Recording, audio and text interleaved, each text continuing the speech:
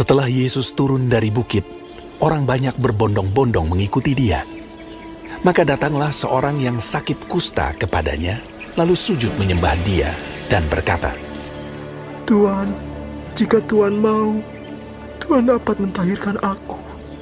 Lalu Yesus mengulurkan tangannya, menjamah orang itu, dan berkata, Aku mau, jadilah engkau tahir.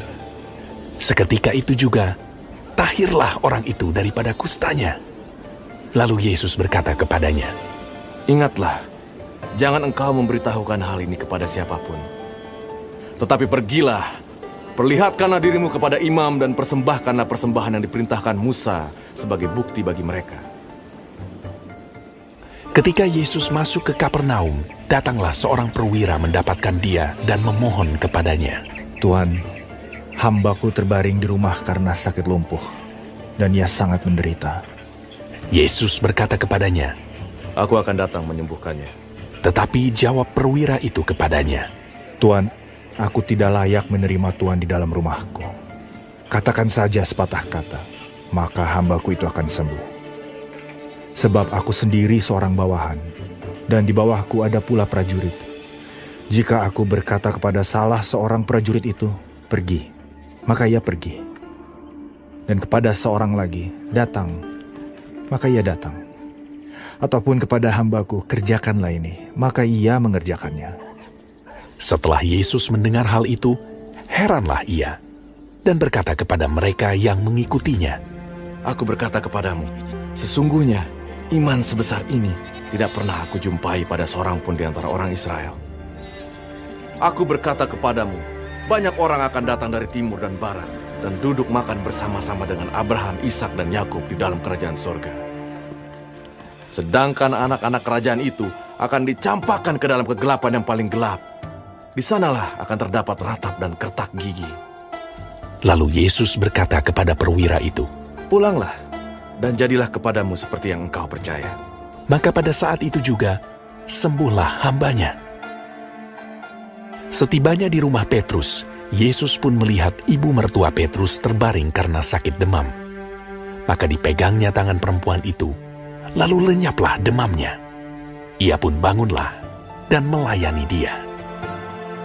Menjelang malam dibawalah kepada Yesus banyak orang yang kerasukan setan, dan dengan sepatah kata Yesus mengusir roh-roh itu dan menyembuhkan orang-orang yang menderita sakit. Hal itu terjadi supaya genaplah firman yang disampaikan oleh Nabi Yesaya. Dialah yang memikul kelemahan kita dan menanggung penyakit kita. Ketika Yesus melihat orang banyak mengelilinginya, ia menyuruh bertolak ke seberang. Lalu datanglah seorang ahli Taurat dan berkata kepadanya, Guru, aku akan mengikut engkau kemana saja engkau pergi. Yesus berkata kepadanya, Serigala mempunyai liang dan burung mempunyai sarang, tetapi anak manusia tidak mempunyai tempat untuk meletakkan kepalanya. Seorang lain, yaitu salah seorang muridnya, berkata kepadanya, Tuhan, izinkanlah aku pergi dahulu menguburkan ayahku. Tetapi Yesus berkata kepadanya, Ikutlah aku, dan biarlah orang-orang mati menguburkan orang-orang mati mereka. Lalu Yesus naik ke dalam perahu, dan murid-muridnya pun mengikutinya. Sekonyong-konyong mengamuklah angin ribut di danau itu, sehingga perahu itu ditimbus gelombang. Tetapi Yesus tidur. Maka datanglah murid-muridnya membangunkan dia, katanya. Ia berkata kepada mereka, Mengapa kamu takut? Kamu yang kurang percaya. Lalu bangunlah Yesus menghardik angin dan danau itu. Maka danau itu menjadi teduh sekali. Dan heranlah orang-orang itu. Katanya, Orang apakah dia ini?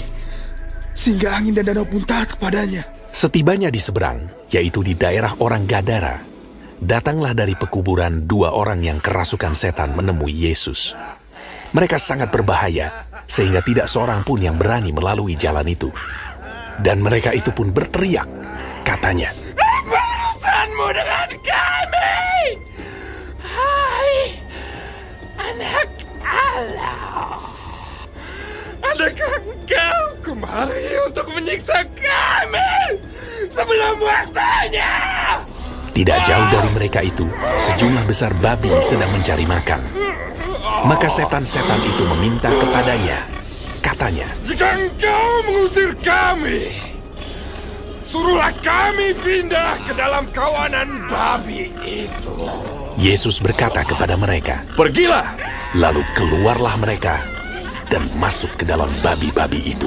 Maka terjunlah seluruh kawanan babi itu dari tepi jurang ke dalam danau dan mati di dalam air. Maka larilah penjaga-penjaga babi itu, dan setibanya di kota diceriterakannya segala sesuatu, juga tentang orang-orang yang kerasukan setan itu. Maka keluarlah seluruh kota mendapatkan Yesus, dan setelah mereka berjumpa dengan dia, mereka pun mendesak supaya ia meninggalkan daerah mereka.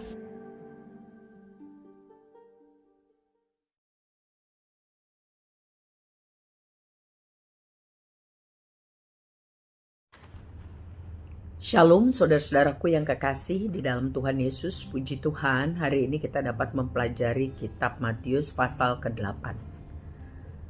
Matius merangkai beberapa mujizat yang dilakukan oleh Tuhan Yesus, dan ia mencatatnya sebagai bukti bahwa Yesus adalah Mesias yang dijanjikan.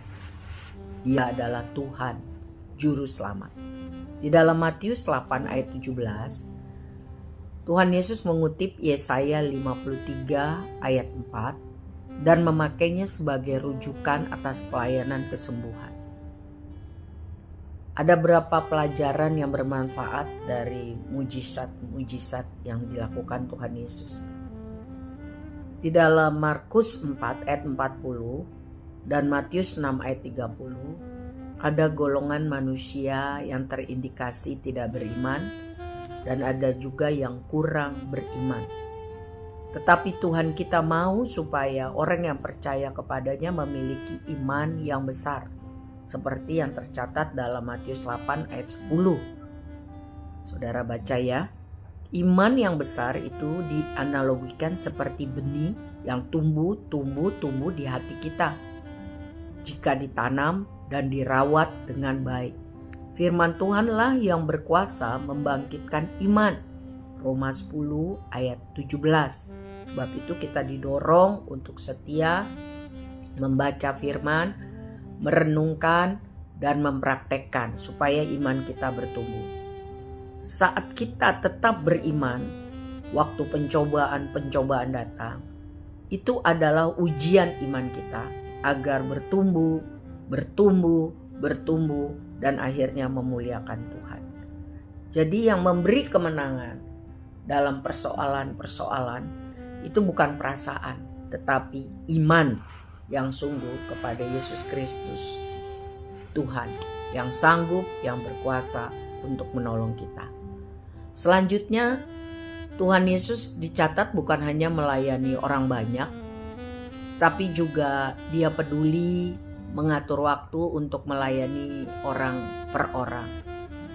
Yesus sangat berbelas kasihan pada orang yang dikucilkan masyarakat, ya, orang miskin, orang susah. Dan tidak ada perkara yang sulit bagi Tuhan Yesus Kristus. Ia dapat memulihkan orang sakit dan menderita. Ia dapat meredakan badai, mengusir setan, ya, bahkan membangkitkan orang mati. Jadi mari kita menyerahkan seluruh masalah kita, kekhawatiran kita hanya kepada Tuhan Yesus yang sanggup menolong kita. Nah, kita melihat mengenai penyembuhan ibu mertua Petrus. Adalah mujizat pertama dari beberapa rangkaian mujizat yang Tuhan Yesus lakukan khusus untuk Petrus. 2 kali Tuhan Yesus membuat Petrus mampu menangkap ikan banyak. Ya, Lukas 5, Yohanes 21. Bahkan Tuhan Yesus memampukan Petrus menangkap ikan yang di dalam mulutnya ada uang. Ya, mengulum uang. Matius 17, 24 sampai 27. Lalu di dalam Matius 14 ayat 22 sampai 23 juga Yesus membuat Petrus dapat berjalan di atas air. Di dalam Lukas 22 ayat 50 sampai 53 juga dicatat waktu Petrus memotong telinga Malkus di Taman Getsemani, Tuhan Yesus mengambil telinga itu, menempelkannya dan menyembuhkannya. Dalam Kisah Para Rasul 12, juga Tuhan membebaskan Petrus dari penjara dan ancaman kematian. Jadi tidak heran dengan pengalaman-pengalaman hidup seperti itu. 1 Petrus 5 ayat 7, Petrus mencatat, serahkanlah segala kekhawatiranmu kepada Tuhan, sebab ialah yang sanggup memelihara kamu. Haleluya. Kiranya firman Tuhan dari Matius 8 ini memberkati kita.